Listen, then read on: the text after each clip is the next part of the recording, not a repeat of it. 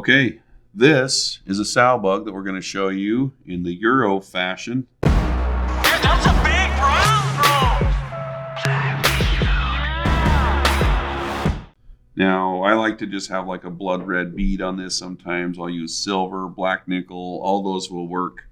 But on this one, we're going to use blood red.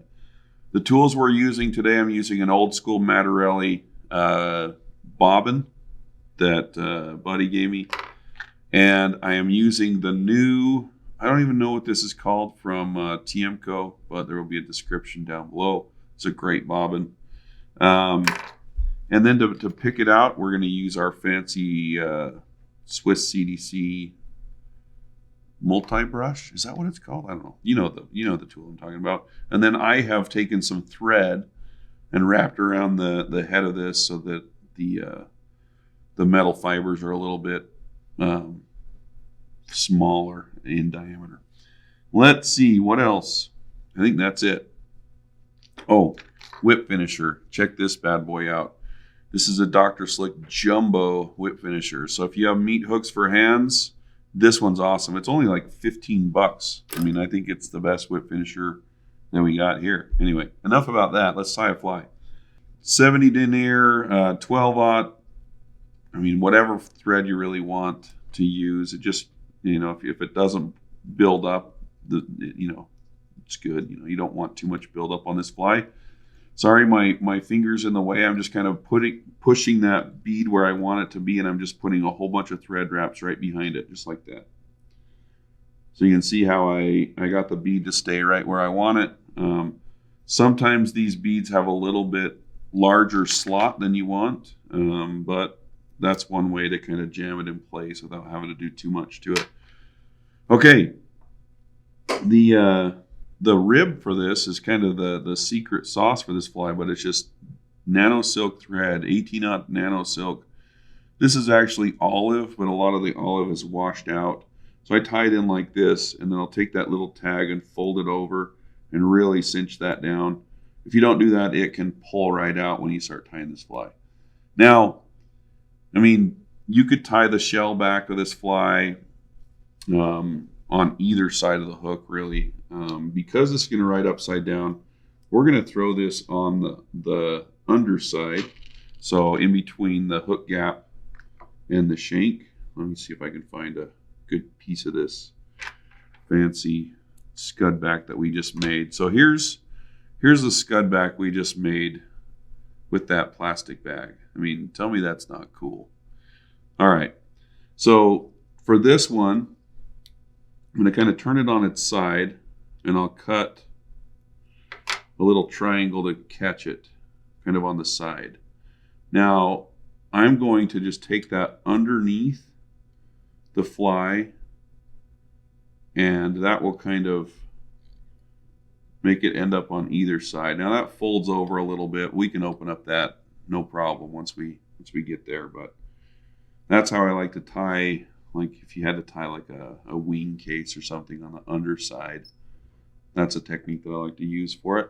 All right, so the dubbing is going to be the dubbing that we just made. You can mix up any, combination of colors you ever wanted for this. This is just one that is close to another dubbing that we've used for a long time that's now discontinued. So I think I got it pretty close with this one.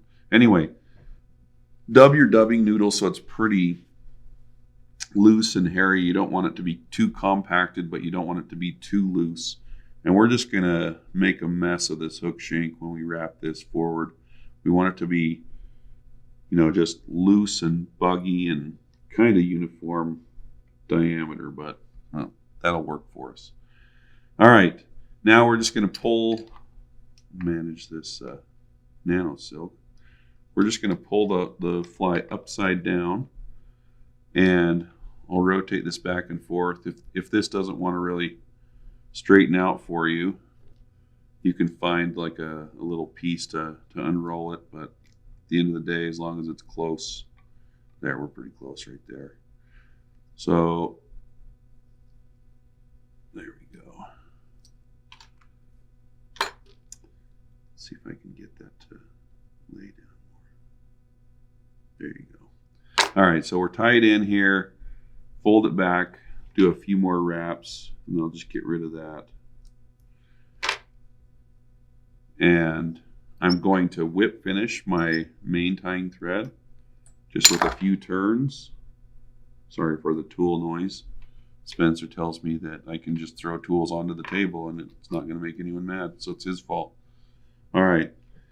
Nano silk, now you'll see what this does. So as I come in here and I come over the top of the bag, when I pull it down, you can see that it creates a nice little bulb. So once you get all the way to the front, just whip finish that. This thread's so thin it won't even show through, like the other color will just show through. All right, so you can see how the back on that Sowbug looks right here.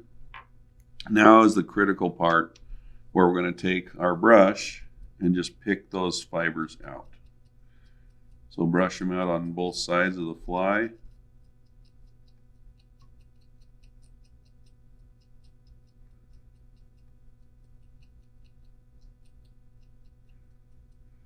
All right, so now that we're nice and brushed out, I'm going to come in here with my scissors and I'll trim those.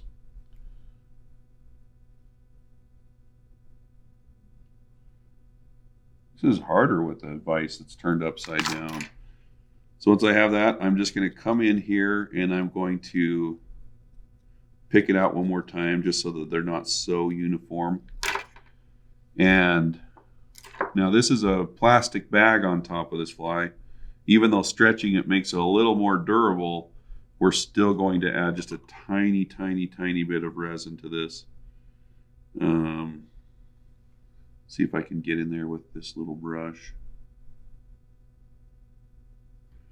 All right, so we just got some. We just painted the plastic, really. Okay, so once I have a little bit of resin on there, I'm just going to hit the fly with the light. You don't need a lot of resin on there. You're kind of trying to keep those bumps exactly where you put them. If you put too much resin, it just kind of makes it one big glob. But feel free to play with this one, tie it in a bunch of different sizes and colors. This is just kind of the configuration that I like right now if I'm looking for a sow bug for a Euro rig on the Provo River here in Utah.